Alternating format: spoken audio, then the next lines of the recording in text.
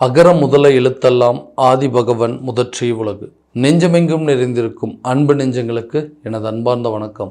நான் உங்கள் 5ஆம் தலைமுறை ஜோதிடர் ராம்குமார் ராஜேந்திரன். இன்னைக்கு நம்ம பார்க்கக்கூடிய தலைப்பு ரிஷபராசி அன்பர்களுக்கு நடக்கவிருக்கும் குரு வக்கர பயிற்சி. இந்த குரு வக்கர பயிற்சியானது உங்களுடைய ராசியில், அதாவது ரிஷபராசியில் உங்களுடைய ஜென்மஸ்தானத்தில் நடைபெறவிருக்குங்க. இந்த நிகழ்வு அக்டோபர் மாதம் 9ஆம் தேதி முதல் பிப்ரவரி மாதம் 4ஆம் தேதி வரை, அதாவது 2025 பிப்ரவரி 4ஆம் தேதி வரை நடைபெறவிருக்கு. இந்த நிகழ்வு ரிஷபராசி அன்பர்களுக்கு எந்த விதமான அற்புதங்கள் மற்றும் சிறப்புகள் அப்படிங்கிறது கொடுக்க போகுதுங்கிறத தெளிவாகவும் துல்லியமாகவும் இந்த காணொலியில் பார்க்கலாங்க. நம்ம சேனலை ஃபஸ்ட் டைம் பார்க்குறவங்களா இருந்தால் சப்ஸ்கிரைப் பண்ணிக்கோங்க, பெல் பட்டனை கிளிக் பண்ணி ஆல் அப்படிங்கிற ஆப்ஷன் கொடுத்துக்கோங்க. ஸோ ரிஷபராசி அன்பர்கள் சுக்கிர பகவானை அதிபதியாக கொண்டவர்கள். கொடுத்த வாக்கை காப்பாற்ற முழு முயற்சியோடும் கடினத்தோடையும் போராடி அதனை செயல்படுத்தக்கூடிய நபர்கள். ஒருத்தர்கிட்ட ஒரு வாக்குறுதி கொடுத்துட்டாங்க அப்படின்னா அதை எப்படியாவது காப்பாற்றணும்னு சொல்லி வாழ்க்கையில் நிறைய போராட்டங்களை சந்திக்கக்கூடிய நபர்கள், சுறுசுறுப்பாக இருக்கக்கூடிய நபர்கள், பிடிவாத குணத்தோடு இருக்கக்கூடியவர்கள்னு சொல்லலாங்க. தனக்கு ஒரு விஷயம் சரி அப்படின்னு பட்டுச்சுன்னா யார் தடுத்தாலுமே அந்த விஷயத்தை செய்யாமல் இருக்க மாட்டாங்க. அதே விஷயம் தனக்கு பிடிக்கல, தன்னால் அது செய்யக்கூடாது, தனக்கு அது சரிப்படலை அப்படின்னு தோணுச்சுன்னா யார் சொன்னாலும் அந்த விஷயத்தை நீங்கள் செய்ய மாட்டீங்க. ஸோ அப்படியேற்பட்ட ஒரு குணத்தை கொண்ட இந்த ரிஷபராசி அன்பர்கள், இந்த ரிஷபராசி அன்பர்கள் கடந்த சில காலகட்டங்களாக பார்த்தீங்க அப்படின்னா வாழ்க்கையில் நிறைய கஷ்டங்கள் அப்படிங்கிறது சந்திச்சாச்சு. நிறைய விஷயங்கள், நிறைய போராட்டங்கள் மற்றும் காயங்கள் அப்படிங்கிறது. ஏன்னா இந்த பொருளாதார ரீதியாக பார்த்தீங்க அப்படின்னா நிறைய தடுமாற்றங்கள் அப்படிங்கிறது சந்திச்சுட்டே இருக்கீங்க. எதனால் இந்த மாற்றம்? ஏன்னா குரு பகவான் அப்படிங்கிற ஒரு நம்மளுடைய ஜென்மஸ்தானத்தில் பயிற்சி அடைஞ்சிருக்காரு. ஸோ குரு உள்ள ராசியில் வந்திருக்கிறாருங்க. இதனால் நல்ல யோகம்தான் கொடுக்கணும் அப்படின்னு சொல்லி யோசிச்சுட்டு இருந்தவங்களுக்கு குரு பகவானுடைய இந்த வக்கர நிலை, அதே போல் ஏன்னா அந்த குரு பகவான் உங்களுடைய ராசிக்கு பகை கிரகம் என்று சொல்லக்கூடிய ஒரு கிரகங்க. அதே நேரத்தில் இது வரைக்கும் உங்களுக்கு கொடுத்துட்டு இருந்த இந்த கெடு பலன்கள் அப்படிங்கிறது, யாருக்கெல்லாம் இது வரைக்கும் ஒரு கெட்ட பலன்களை கொடுத்துட்டு இருந்தாரோ இந்த காலகட்டங்கள் இந்த வக்கர பயிற்சியில் அந்த பலனை மாற்றி ஒரு நல்ல யோகம் சுப நிகழ்வுகளை கொடுக்கக்கூடிய ஒரு தருணமாக மாறப்போகுதுங்க. ஸோ இந்த கஷ்டங்கள் எதனால்? இது நிறைய விஷயங்கள் இழந்துட்டோம், சொத்துக்களை இழக்கக்கூடிய சில நிலைகள், இருக்கிற ப்ராப்பர்ட்டி எல்லாத்தையுமே நிறைய ப்ராப்பர்ட்டியை சேல் பண்ணிட்டோங்க. ஸோ இது வரைக்கும் சொந்தமாக ஒரு வீட்டில் இருந்தோம், இன்றைக்கி அந்த வீட்டை காலி பண்ணிவிட்டு வாடகை வீட்டுக்கு போகக்கூடிய அளவுக்கு சில நிலைகள் அப்படிங்கிறது வந்துருச்சு. ஏன்னா என்னோட நேரமோ என்னமோ தெரியலைங்க, என்னை சுற்றி இருக்கிறவங்க எல்லாத்துக்குமே இதே பாதிப்பு கொடுத்துட்ருக்கு. என்னுடைய பெற்றோர்களுக்கும் சரிங்க, என்னோடய குழந்தைகளுக்கும் சரி, பொருளாதார ரீதியாகவே சில நெருக்கடிகள் அப்படிங்கிறது கொடுக்க ஆரம்பிச்சிருச்சு. இதுவும் இல்லாமல் ஆரோக்கிய ரீதியாகவும் சில பிரச்சனைகள், உடலில் அதாவது இதயம் சம்மந்தப்பட்ட சில பிரச்சனைகள், வயிறு சம்மந்தப்பட்ட சில பிரச்சனைகள்லாம் ரொம்ப அதிகமாகவே கொடுத்துட்ருக்குங்க. குழந்தைங்களோட வாழ்க்கையில் நல்ல ஒரு முன்னேற்றமே இல்லாமல் இருக்குது. என்னால் அவங்க ரொம்ப கஷ்டப்படுறாங்களோ அப்படிங்கிற ஒரு வேதனையை சுமந்துட்டு நிற்கக்கூடிய ஒரு நிலை. இந்த நிலையை எப்போ தான் மாறுங்க? எது எடுத்தாலுமே விரயங்களாகவே போயிட்டுருக்கு. நான் ஒன்று நினச்சி பண்ணுறேங்க, ஆனால் அது வேறு ஒரு விதமாக மாறிட்டுருக்கு. ஸோ நினச்சி பார்த்தா மாதிரி ஒரு வாழ்க்கை அப்படிங்கிறது அமையவே இல்லை. ஸோ அதுக்கு உண்டான ஒரு சில சூழ்நிலைகள், நான் ஒரு சில முயற்சிகள் பண்ணுறேன், அதுவுமே எனக்கு தடையாகவே போயிட்டுருக்கு. என்னால் என்னோடய மனைவிக்கு தேவையில்லாத கெட்ட பேர், என்னோடய குழந்தைங்களுக்கும் தேவையில்லாத கெட்ட பேர். ஏன்னா உன்னால தான் இந்த பிரச்சனையெல்லாம் நடந்தது, நீ மட்டும் கரெக்டாக இருந்திருந்தீங்கன்னா இந்த மாதிரி எல்லாம் நடந்திருக்காதே, கடன் தேவையில்லாத விஷயத்துக்கு கடன் வாங்கி வச்சுருக்கீங்க. ஸோ அப்படின்னு சொல்லி ஒவ்வொரு விஷயத்திலும், ஒரு வேலைக்கும் கரெக்டான விதத்தில் உங்களால் போக முடியல, ஒரு பிஸ்னஸ் ஒன்று ஸ்டார்ட் பண்ணுறீங்கன்னு சொல்லியிருக்கீங்க, அதுவுமே கரெக்டான காலகட்டத்தில் உங்களால் செய்ய முடியலன்னு சொல்லி நம்மளை சுற்றி இருக்கிறவங்களாம் நம்மளை ஏதோ ஒரு குற்றவாளியவே பார்க்கக்கூடிய ஒரு நிலைக்கு தள்ளப்பட்டுட்டோம். இந்த நிலை மாறாதா? என்னுடைய நிலை எப்போ தான் ஒரு நல்ல நிலைக்கு வராதா? எல்லாரும் மாதிரியும் சராசரியான ஒரு வாழ்க்கையை வாழ முடியாதா? கடன் இல்லாத ஒரு வாழ்க்கையோ, அதே மாதிரி மகிழ்ச்சியான ஒரு சூழ்நிலையில் இருக்கவே முடியல, எல்லாத்தையும் விட்டுட்டு எங்கேயாவது போயிடலாமா அப்படிங்கிற அளவுக்கு சில நேரத்தில் யோசிக்க ஆரம்பிச்சிட்டேன். இந்த சூழ்நிலை அப்படிங்கிறது எனக்கு நல்லபடியாக ஒரு மாற்றங்கள் வராதா? இந்த கிரக பயிற்சிகளால் நல்ல ஒரு சூழல் அமையாதான்னு சொல்லிட்டு இருக்கிறவங்களுக்கு இந்த குரு வக்கர பயிற்சியில் ஒரு நல்ல காலகட்டமாக இருக்க போதுங்க. இது வரைக்கும் தொழில் ரீதியாக இருந்து சில தடைகள் அப்படிங்கிறது கட்டாயமாக விலகுங்க. ஒரு பிஸ்னஸ் ஸ்டார்ட் பண்ணி அதை கரெக்டான ரீதியில் கொண்டு போயிட்டுருக்கேன், அதில் நிறைய ஏமாற்றங்களை சந்திச்சாச்சு, பார்ட்னர்ஷிப் மூலமாகவும் சில பிரச்சனைகள் வந்துருச்சு. அதே போல் அந்த பிஸ்னஸை தொடங்குறதுக்கே நிறைய சிரமங்கள் அப்படிங்கிறது. பார்ட்னர்ஷிப் மூலமாக ஸ்டார்ட் பண்ணாங்க, நிறைய இன்வெஸ்ட்மெண்ட் பண்ணோம். ஆனால் 2 பேர்த்துக்குள்ளே தேவையில்லாத மன சங்கடங்கள் அப்படிங்கிறது ஏற்பட்டது. அந்த தொழிலை வந்து ரொம்ப நாளைக்கு கண்டினியூ பண்ண முடியாமல் போயிடுச்சு. ஸோ ஆனதாகட்டும், இது வரைக்கும் இழந்ததெல்லாம் போகட்டும், புதுசாக நம்மளாக அடிஷ்னலாக நம்மளாக சொந்தமாக ஒரு தொழிலை தொடங்குறதுக்கு ஏதாவது சான்ஸ் இருக்கான்னு கேட்டிங்கன்னா, இந்த 4 மாத காலகட்டங்கள், அதாவது குரு சில விஷயங்கள், அதாவது நல்ல பலன்களை கொடுக்கக்கூடிய ஒரு கிரகங்கள், சுப நிகழ்வுகளை கொடுக்கக்கூடிய கிரகங்கள், தன வரவுகளை கொடுக்கக்கூடிய ஒரு கிரகம் அப்படின்னு சொல்லலாம். இந்த காலகட்டங்களில் நீங்கள் எடுக்கக்கூடிய முயற்சி, தொழில் ரீதியாக நீங்கள் சில முயற்சிகள் எடுத்தீங்க அப்படின்னா, இது கட்டாயமாக உங்களுக்கு ஒரு அடிஷ்னல் பூஸ்டாக இருக்க போதுங்க.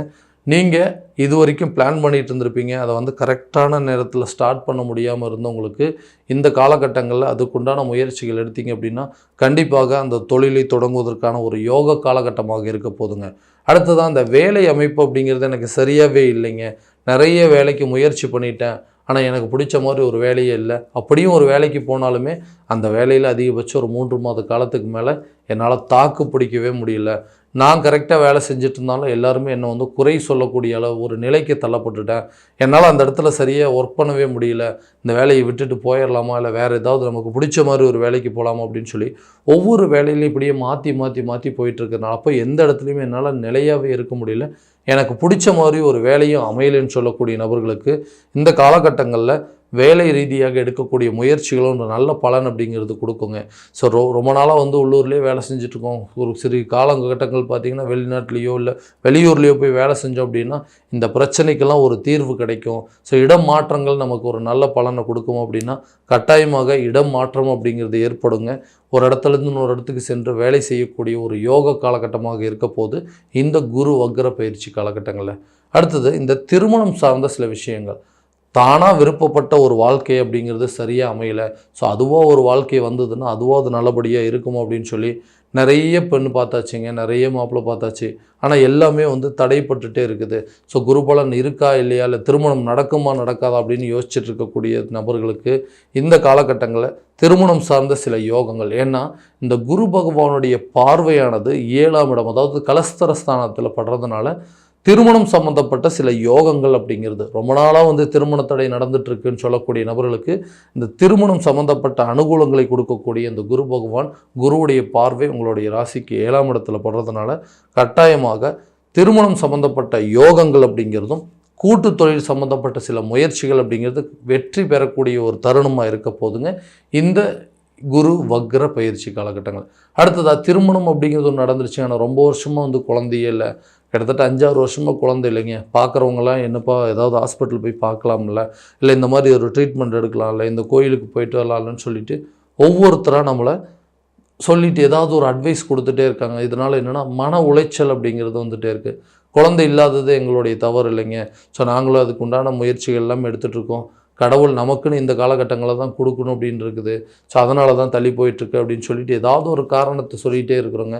இருந்தாலுமே எங்களுடைய குடும்பத்தில் கணவனுக்கோ இல்லை மனைவிக்கோ இல்லை வீட்டில் இருக்கிற பெரியவங்களுக்கோ இது ஒரு பெரிய குறையாகவே இருக்குது. ஸோ நம்ம வீட்டில் ஒரு வாரிசு இருந்தால் நல்லா இருக்குமே அப்படின்னு யோசிச்சுட்டு இருந்தவங்களுக்கு இந்த காலகட்டங்கள், அதாவது அந்த குரு பகவானுடைய பார்வையானது 5ஆம் இடம், அதாவது பூர்வ புண்ணிய ஸ்தானம் புத்திரஸ்தானத்தில் படும் பொழுது இது ஒரு நல்ல யோக காலகட்டமாக இருக்கும் போது புத்திரர் இல்லாத தம்பதியினருக்கு புத்திர பாக்கியம் ஏற்படுவதற்கான சூழலும், ரொம்ப நாளாக வந்து இந்த குழந்தை பாக்கியம் இல்லைங்க, ஸோ IVF அதாவது இந்த செயற்கை கருத்தரிப்பு மூலமாக குழந்தை பாக்கியம் ஏதாவது உருவாகிறதுக்கு வாய்ப்பு இருக்கா, இந்த காலகட்டங்களில் ட்ரை பண்ணலாமா அப்படின்னு சொன்னீங்கன்னா கண்டிப்பாக நீங்கள் ட்ரை பண்ணலாங்க.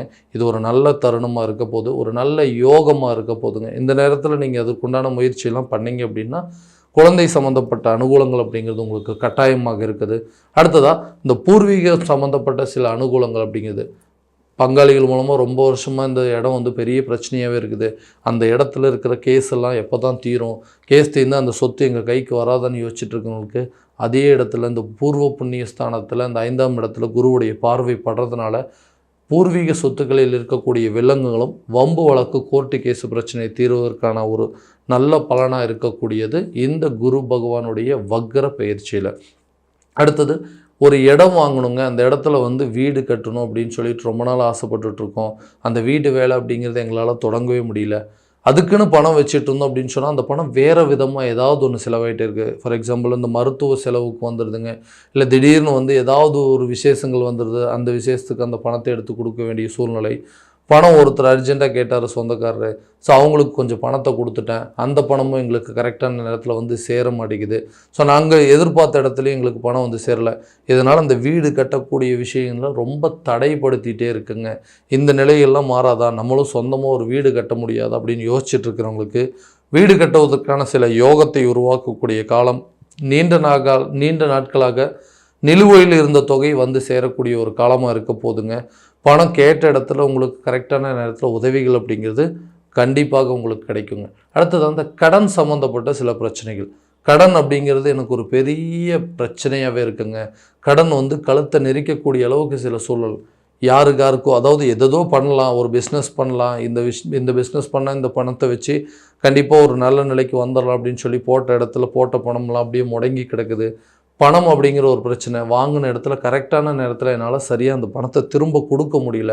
இதனால் என்னென்னா, கூட இருந்த நண்பர்களும் சரிங்க, வீட்லேயும் சரி, மனைவியும் சரி, பிள்ளைங்களும் சரி, ஒரு இடத்துல கடன் வாங்கினா கூட உங்களால் அடைக்க முடியல, நீங்களாம் கடன் எதுக்கு வாங்கினீங்க அப்படின்னு சொல்லி நம்மள ஒரு ஏளனமாக பேசக்கூடிய ஒரு நிலை.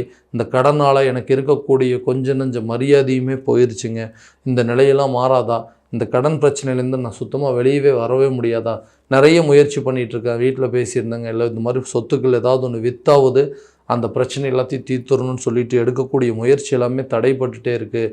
ஸோ இந்த அமைப்பு, அதாவது நம்மளை நம்பி ஒருத்தர் கடன் கொடுக்க யோசிக்கிறாங்க, என்னுடைய நிலை இவ்வளோ மோசமாக போயிடுச்சு அப்படின்னு சொல்லக்கூடியவங்களுக்கு இந்த ஜென்மஸ்தானத்தில் நடைபெறவிருக்கும் குரு வக்ர பயிற்சியில் நமக்குன்னு இருக்கக்கூடிய அந்தஸ்தை உயர்த்தக்கூடிய காலகட்டமாக இருக்க போது. உங்களுக்குன்னு சில மரியாதைகள் உருவாகும்.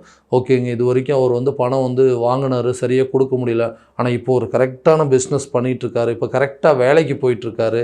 ஸோ இவரை நம்பி இந்த நேரத்தில் நம்ம பணம் கேட்கும்போது கொடுத்தோம்னா கண்டிப்பாக ஏதாவது ஒரு சூழ்நிலையில் அவங்க நமக்கு திரும்ப கொடுத்துருவார் அப்படிங்கிற ஒரு மரியாதையை உருவாக்கக்கூடிய தருணமாக இருக்குங்க.